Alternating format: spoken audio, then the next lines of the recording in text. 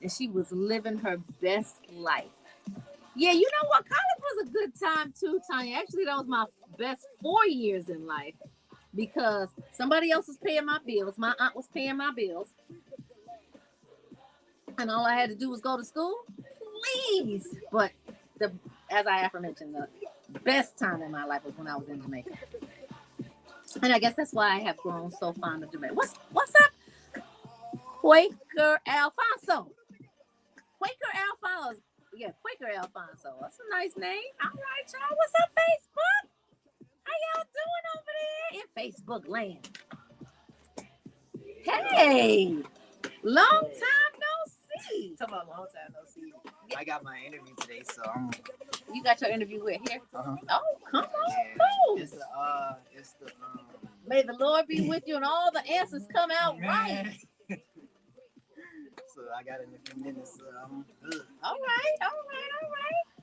Okay, y'all, put those prayers up. Our brother here, who was an intern, might be a iHeart employee. Yeah. Yes, will be. Yeah. May the Lord be pleased. Yeah. May the Lord be Make pleased. sure you tell them you don't know me. Don't Well, none of that. Yeah, no, that ain't it, bro. That ain't it. Bro. One of the, oh, I know I want you Jarrell. to say this because I definitely want to get this. Come on, I know Jarrell. In the rock? Yeah. Really not. Yep. Makes me wanna dance and stone. Y'all heard that harmony? Y'all sleep on me. Y'all are sleep on me. 3, 2, 1. On the Brunch Bunch.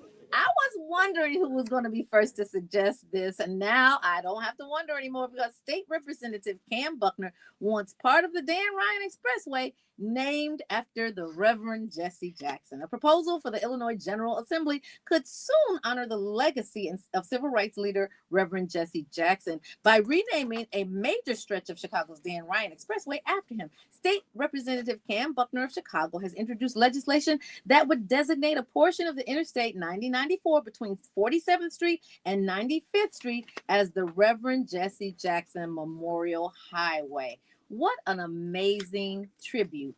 And I hope that it passes very soon. So the measure aims to recognize Jackson's decades of activism and leadership in the fight for civil rights, economic opportunity, and of course, social justice. Jackson, who died in February at the age of 84, was one of the most influential figures in modern American civil rights history. He founded the Rainbow Push Coalition in Chicago and spent decades advocating for voting rights, economic equity, and empowerment for political and marginalized communities. And Buckner said naming part of the Dan Ryan after Jackson would ensure his contributions are remembered by future generations and would connect his legacy to one of the city's most traveled and historically significant corridors. Well, the proposed designation is also symbolic because Jackson's connection to the expressway itself. Over the years, he and other activists used the Dan Ryan as a platform for demonstrations against violence and inequality, including major marches that temporarily shut down traffic as a form of protest.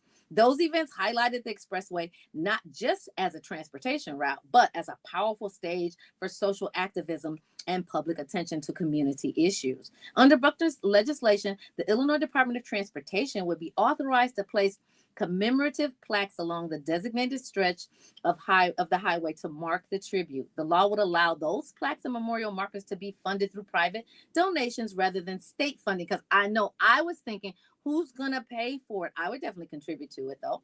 Well, importantly, the proposal would not remove the existing name of the expressway, which honors the Cook County Board President Dan Ryan, but instead would add Jackson's name to an additional designation for the section that runs through Southside communities. And it's also befitting because that's where the headquarters of his Rainbow Push was, on the South Side. So if the bill passes in Springfield, it would become another example of Illinois honoring major historical figures through transportation designations. And lawmakers previously named the long stretch of the Interstate 55 as Barack Obama Presidential Expressway, recognizing the former president's time and serving as legislator in Illinois. Well, the proposal now moves through the legislation process where lawmakers will debate whether to officially attach Jackson's name to one of Chicago's busiest highways. For many supporters, this designation would serve as the lasting public reminder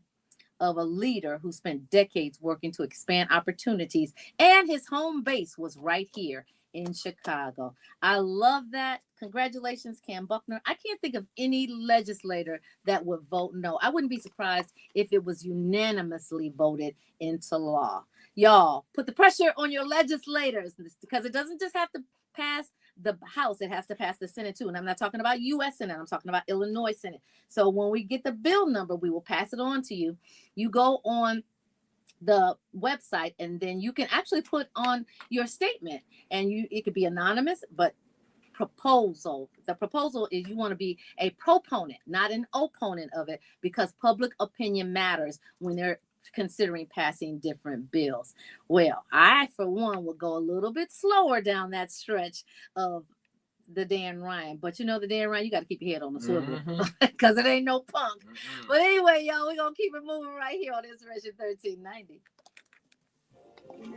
Yep, you can do just that.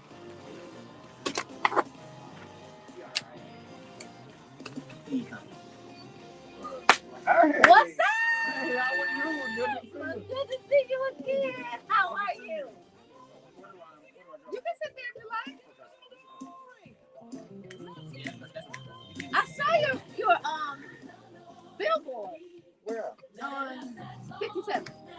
Where you have other billboards too? No, we got some. We didn't do billboards. Somebody might have put one up. Without I mean, it's a billboard of you. I saw it right after the press conference too. I was like, wow. Hey, listen, people are doing all types of stuff in this race. It's a very nice billboard. It's not anything disparaging. Okay, well, great. Does it have just me or does it have the family photo? No, it's just you. Okay. You gotta go down 55. I mean 57. I 57. So it's going south towards south suburbs. Looks like I'm gonna go. Yeah, and I think it's on it's on that southern route. Hello. He's with you, right? Graham Zaleski is next director for Okay. Valinsky. Zelensky. Hey, isn't that Ukraine?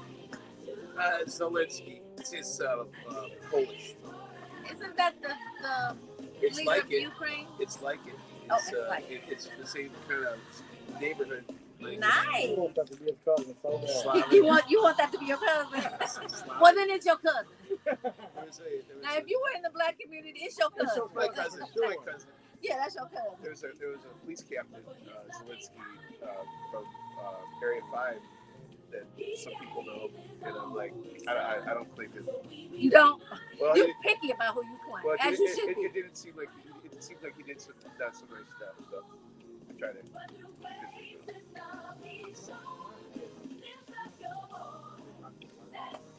I got it. Hey, honey, how are you, beautiful? It's good to see you. Yes, hon. But you know what? The other day, Saturday, somebody broke into one of my days. I saw that. I was like, let me reach out. Isn't that crazy? I wasn't pressed about it. I wasn't pressed. They did it at the restaurant S2. They broke in there 9 times, which is right across the street from me. They broke in there 9 times, and then I was like, okay. Oh, the furnace, the hot water tank, all the computers, all the camera equipment, copiers. Yeah, they took the pipes that were associated, and they took their time. No, they wasn't scared of nothing. Oh, well, just do it. You want to take his shade off. Now, Willie, you have a lot of kids, right? I do. You have a car? No, I got your information, but LaShawn told me he got 19 kids of his own. He's stupid. And he got 19. I'm like, that man ain't got no 19 kids. And you said you had 6. Y'all look too young to have all these kids. Y'all must start having kids. She looks too young. No, both of you guys. Are any of the kids interested in talking? He looks Yeah. like a politician. He looks like one and doesn't Him want too. anything to do with it. He loves politics, this other guy. This other guy. The second oldest Joshua, he's been hounding me about who I'm voting for Senate. Um, who he's for Senate? Oh, U.S. Senate. Yeah, for U.S. Senate, he's been hounding me. He's like, I'm not telling you nothing. No, it's like I told him, I'm sorry. I'm going to lay down the Bible.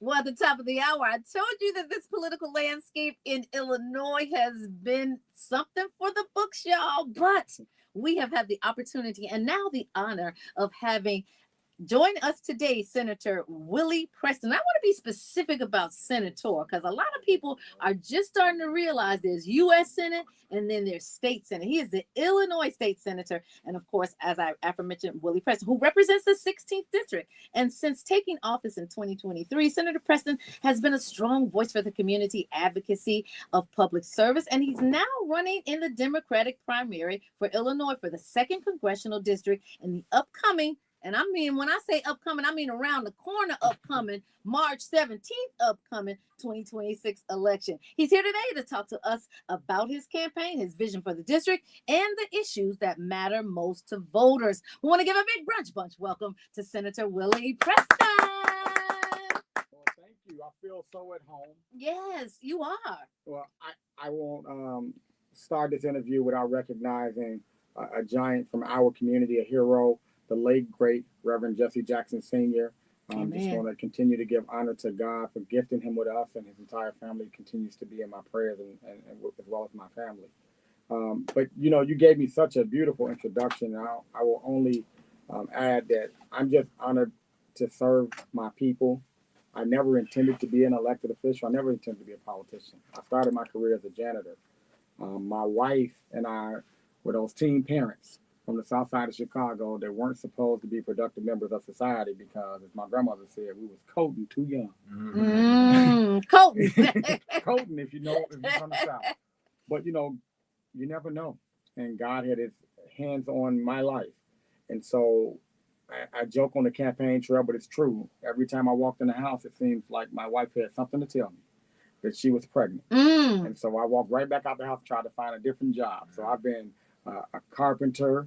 I worked overnight at Home Depot. I was a butcher. Again, started off as a janitor, ultimately started a small business remodeling with my wife, Mom. And I just been truly blessed. I come from the activist community, and, you know, I was activated largely or most prominently during the Laquan McDonald era, where that woke a lot of people up out of their beds. Certainly. And we changed the city. So many of us activists changed the city. I used to tell folks as we were marching and meeting in church basements that at some point we need to transition from activism to actual elected office. And, you know, I stayed consistent with that message. And ultimately I ran for office for state representative, and I lost by a lot. And I picked myself up, dusted myself off, and kept fighting in the community as an activist, as an organizer. And then I ran for a bigger office a couple of years later, which was state senate. Now, I was outspent 30-1 there. Everybody in the apparatus, the Democratic apparatus, they went with my former opponent. But we won. We blew them out. We won by a lot. And we were able to do that, I believe, because the same thing that we're doing now, actually. We were just being authentic. We were in the communities. You could not find a place that I was unwilling to go.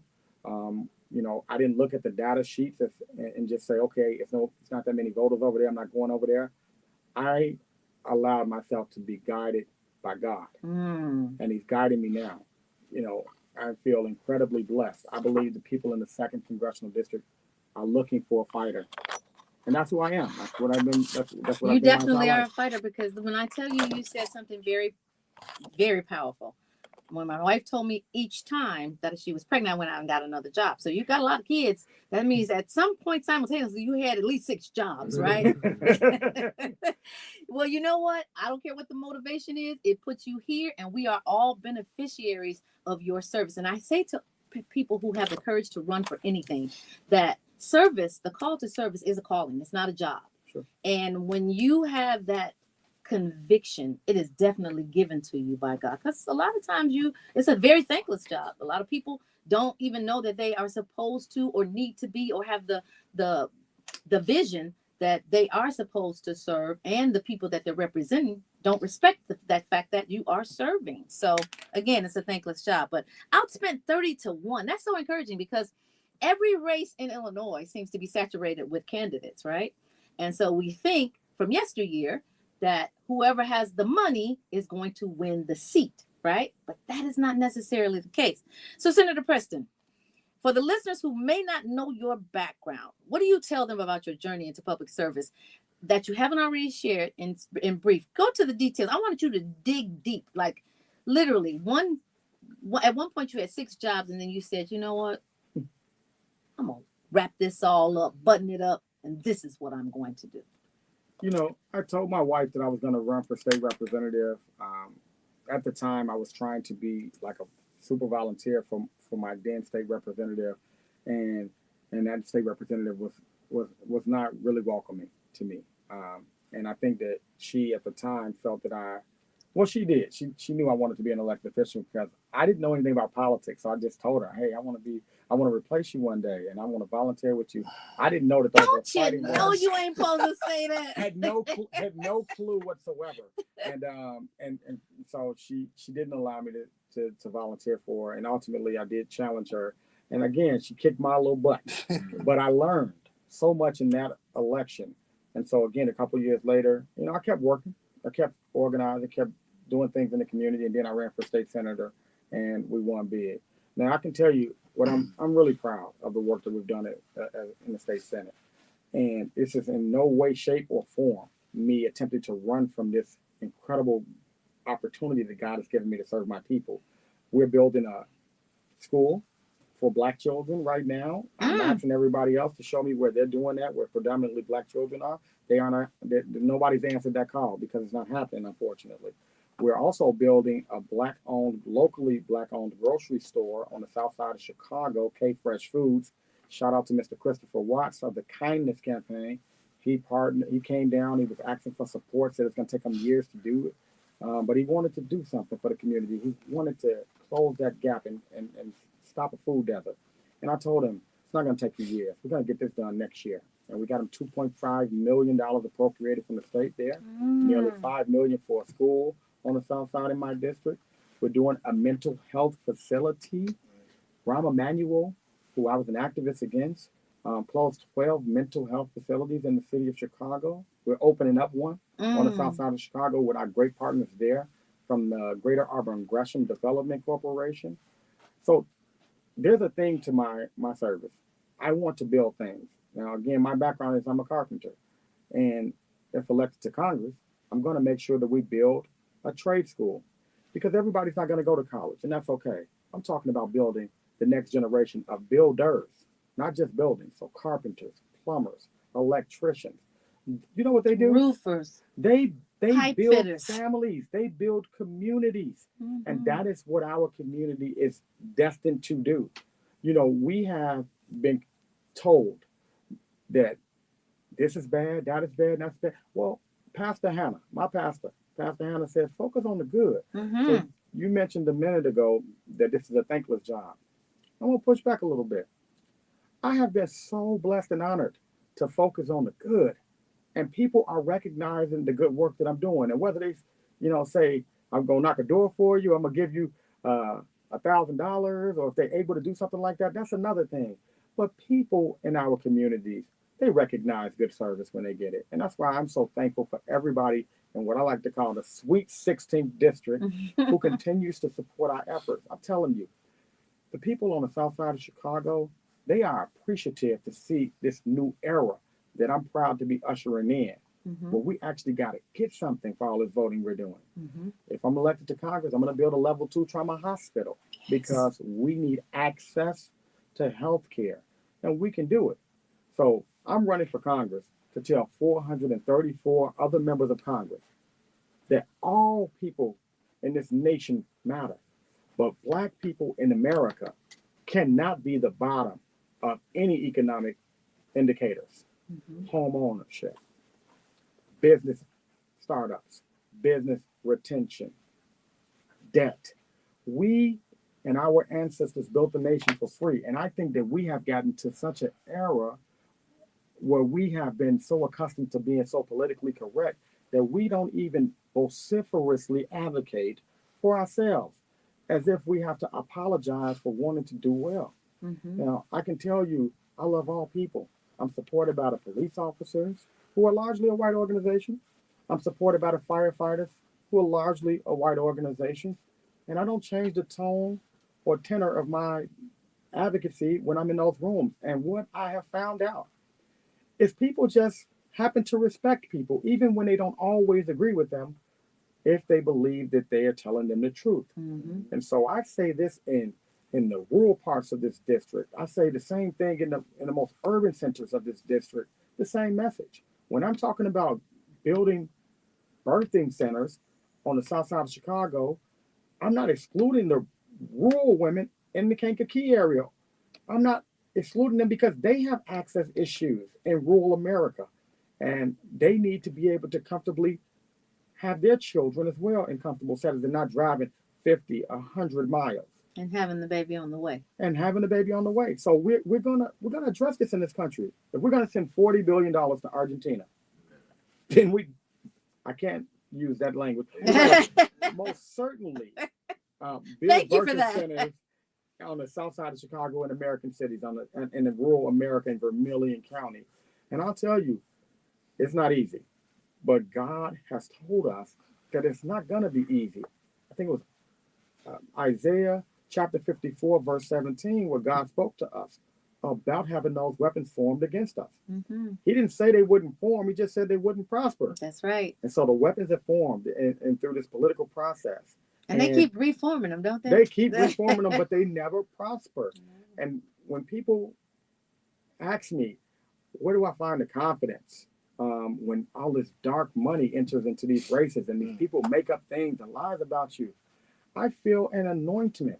I wake up every day feeling like I'm doing exactly what I have been called and ordered to do.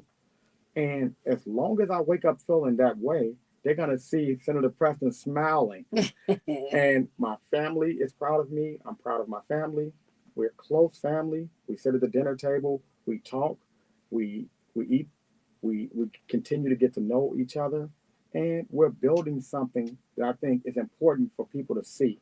And that is an American family that did not come from money, but is rich. And making a difference. We're rich. And I think our communities are rich, but we have to make sure that we exploit our richness. And our richness comes from the working class people that get up and work hard every day. If you're a male person out there, if you're retired on a fixed income, you're a senior, you are rich. And you should not have your riches stolen to give billionaires tax breaks. And if I'm elected to Congress, I'm going to fight to make sure that your riches are retained and enlarged. I'm State Senator Willie Preston, and I'm a fighter. That's all I've ever been, and I'm very proud of who I am. You know what? This is really an amazing testimony to who you are. I mean, I've known who you are, but not whose you were, like literally.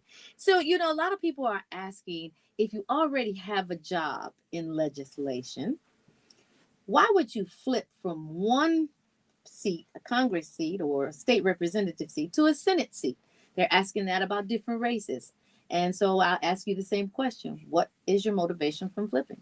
Well, that's an excellent question. I'll tell you, I'm going to share a personal story. And, I was born and raised on the south side in Inglewood. My brother, I'm the middle of 5 boys. My brother suffered from severe mental health issues. And at the time, like so many Black communities and families, we didn't recognize mental health as an issue. Mm-hmm. My brother, he went to the Oddie home, that's child prison. He graduated from there, went to boot camp, then ultimately to Cook County Jail, then to prison. When we were teenagers and I was just starting my family, he stabbed me multiple times. I mean, like really stabbed you, or just said some stabbing words? No, he stabbed me multiple times. He nearly killed me. And we didn't have a trauma center at the time on the south side of Chicago as we do today at the University of Chicago. So they had to rush me to Mount Sinai on the west side of Chicago. And my cousin was quick thinking. He wrapped me up with his T-shirt and tried to wrap up all my stab wounds. And I remember distinctly the doctor saying, whoever wrapped his T-shirt around you thought so fast, they saved your life. A little bit more of blood loss. I don't know if we would have been able to save your life. Mm. You asked me why I'm running for Congress, when I enjoy a state Senate seat, I'm also the chairman of the Senate Black Caucus. I'm going to tell you, it's the same reason that the day before I announced this election, I was downtown Chicago picking my wife up from work, and I saw a young man about my age violently punch a random woman. We came to learn that he's called the downtown puncher. I jumped out of my car and saved her, wrapped my President for Congress polo around her head and saved her. Same thing, you may have saw a video when a trucker flipped over, an 18-wheeler trucker. He flipped over. I busted him out with my bare hands, pulled him out of the car from his windshield, pulled the glass out. I think subconsciously, I've been trying to run towards trouble my entire life to save people, like my life was saved. When I ran for office, I didn't want to be a politician. I ran for state senate because I wanted to help my people. I thought my people were in trouble from disinvestment, and they were. And are. And are. And now I see the trouble is in Washington, D.C., and that's where I'm running towards. So that's why I'm running for Congress. I could have sat back and, relaxed election cycle. Lord knows I believe my wife wants me to relax a little bit, but I'm running towards the trouble. I've been doing that my entire life, and I know that I can save our people through this political process in partnership with them. Because the truth of the matter is, let me be very clear, whoever is elected to Congress will not individually change our communities. But I have the propensity to build real relationships, even with people on the other side of the aisle. In Illinois, in the Illinois Senate, I'm the most bipartisan lawmaker in Illinois. And I don't have to be. We have supermajorities. We have all the constitutional officers. We are a democratic state and city. But I have extended that hand because I understand that the best policy comes about when even people who have divergent viewpoints come somewhere closer to the middle. And that's a good tool to have in your congressman, because unlike Illinois, this nation is split right down the middle. It's 50-50 any given election cycle. And who breaks the tie? And that's going to be the people who actually can work bipartisanly. Robin Kelly, I told her when she announced her retirement that she had done a remarkable job. And one of the things that I cite as remarkable is her ability to work with the other side to get things done. And she will tell you that she hasn't enjoyed a majority of Democrat leadership in the 13 years she's been in Congress. But she's been able to get things done because she has built those relationships across the aisle. I think I will succeed her, hopefully, as the next congressperson, and I already have that skill set. And I think it's important to bring that to Congress. I don't know how much longer we got, but I will close with saying this. I'm the only person in this race that can actually go to this building that we have appropriated millions of dollars to, and these children can enjoy it. This grocery store that the community is going to enjoy. This mental facility with Pastor Hannah, my pastor, we're building a community center. I'm the only person in this race that has focused on building things because there is a disconnect from the general public. A lot of people don't understand why they've done all this voting. What did they get for it?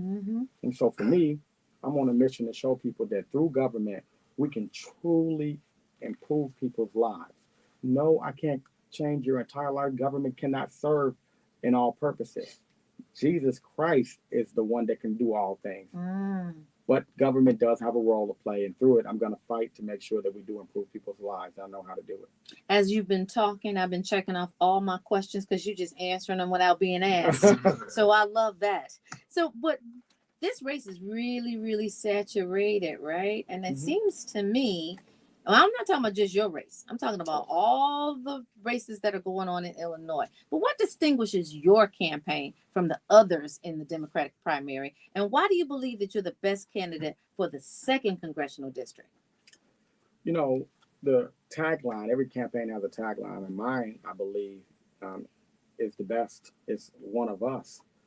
There's been so much dark money coming in. What do we mean by dark money?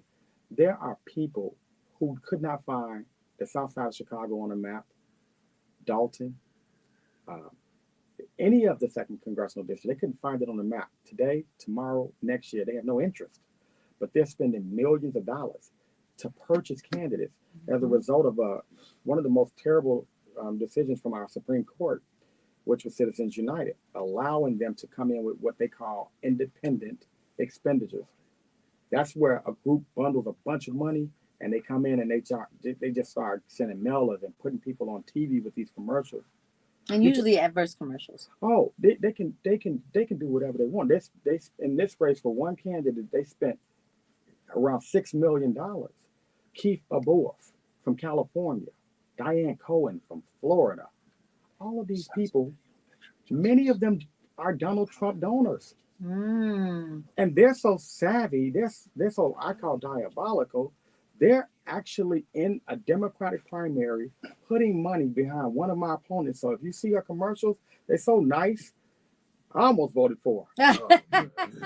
But I realized that I have a responsibility to fight back against those dark forces. Mm-hmm. And I'm going to every door, every interview. I'm standing in front of the polls. It's going to be cold for the next couple of days. You'll see Senator Preston at one of these polls. You'll see my family. You'll see my team, volunteers. We have to beat these outside forces because they come to seek to kill, steal, and destroy our communities.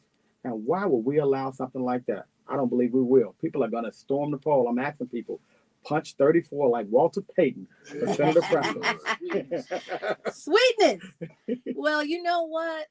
I want to ask you a question. I want you to give me your honest opinion. We talked about dark money. I was going to leave that alone. However, you opened up the door. Okay.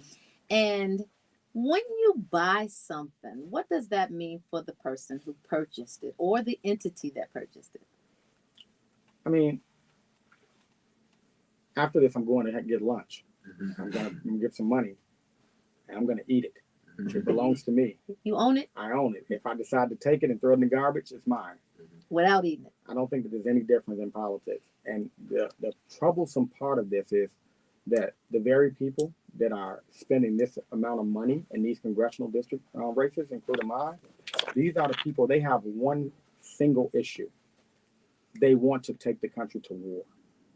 This is the road to war in many instances is paved by leaders who are silent. I've been calling out this war for months because this is what I do. Now, most people, they have jobs, families, things that don't necessarily intersect with politics. And so they don't quite rightly know what's happening here, but I do. And these groups, particularly AIPAC, is in this in my race, spending nearly $6 million. They have one issue. They want to go to war. They want the country to go to war with Iran. They want to continue to send massive, they call defense packages, but they're not defense packages. They're bombs to be on the offense. And it is against America's interest.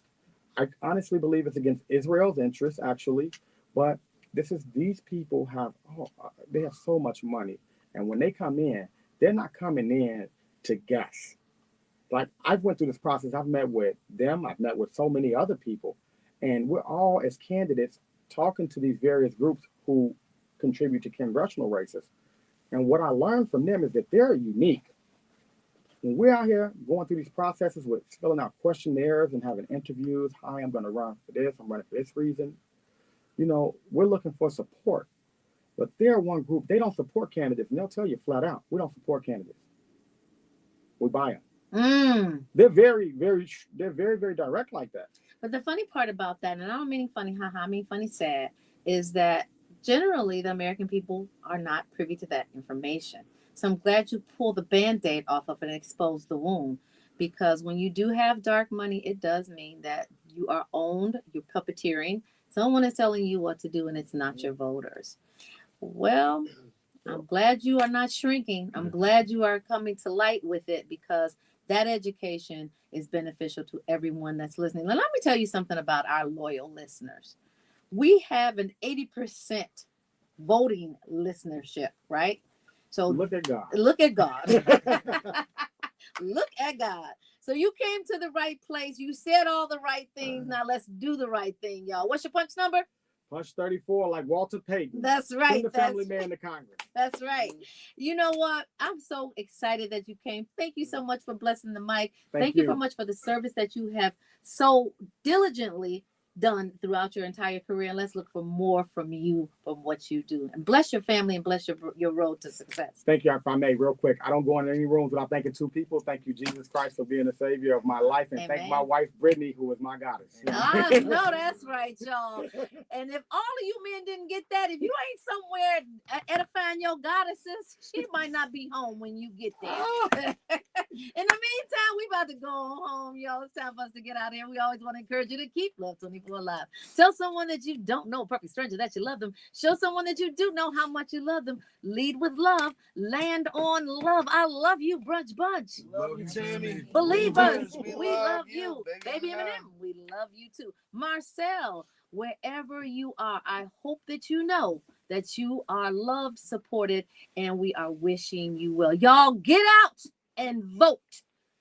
Stay optimistic. Thank you. Thank you, DJ Bilo. Thank you, Julie and the artist. Oh my God, I haven't seen you in so long. Tony Bear. It's time for your party. Thanks, guys. Don't forget to vote. I don't care if you've never voted before in your life. This is a life game-changing election, and you need your voice heard. Don't just go there. Hey, Tina Hammond, don't just stop there. Vote and keep your elected officials accountable throughout the entire term of their tenure. All right, guys. See you tomorrow. Peace. Do not reflect the staff or management of Inspiration 1390 or iHeartMedia. All right. Who's